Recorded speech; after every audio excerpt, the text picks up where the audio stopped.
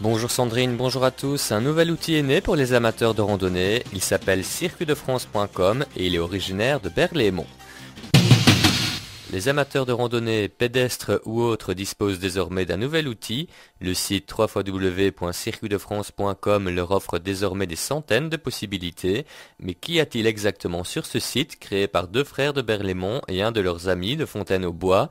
Benoît Milan, cofondateur, l'explique au micro d'Éric Lenoir. Aujourd'hui, sur Circuit de France, ce qu'on retrouve, c'est des idées de balades, de randonnées, mais aussi des routes touristiques, que ce soit à pied, en voiture, à cheval, à vélo, pour découvrir soit sa région autour de chez soi, soit plus loin, le département d'à côté. Et donc on retrouve des expériences de voyage de particuliers et de professionnels. C'est un site ouvert, c'est-à-dire que un particulier, vous comme moi, allons faire un voyage et qu'on trouve ça vraiment intéressant, on a envie de le partager, eh bien on va sur Circuit de France, donc c'est www.circuitdefrance.com, on s'inscrit gratuitement.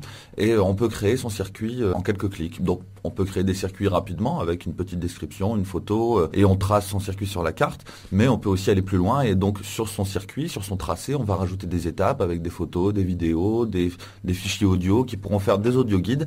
Et tout ça est aussi accessible sur le mobile. Et pour les plus aventureux qui voudraient étaler l'expérience sur plusieurs jours, c'est également possible. La moyenne d'un circuit, en général, c'est entre 6 km et 30 km. C'est pour la plupart des circuits à pied ou à vélo. Mais c'est vrai qu'on peut retrouver des circuits de plusieurs centaines de kilomètres qui passent plus par des villes et qui sont des idées de voyage en camping-car ou en voiture, des road trips comme on dit.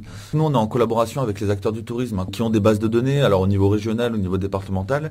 Et donc, on regroupe toute l'information, que ce soit les gîtes, les hôtels, les restaurants. Et tout ça, on a l'information en parallèle. Donc, quand on consulte un circuit, on a un petit menu pour afficher les gîtes, pour afficher les restaurants, et on voit à côté du tracé où on peut s'arrêter pour manger, où on peut s'arrêter pour dormir, et ensuite on a juste à cliquer, on a un lien, et on clique et on va sur le site en question, le site du restaurant, le site du gîte, etc.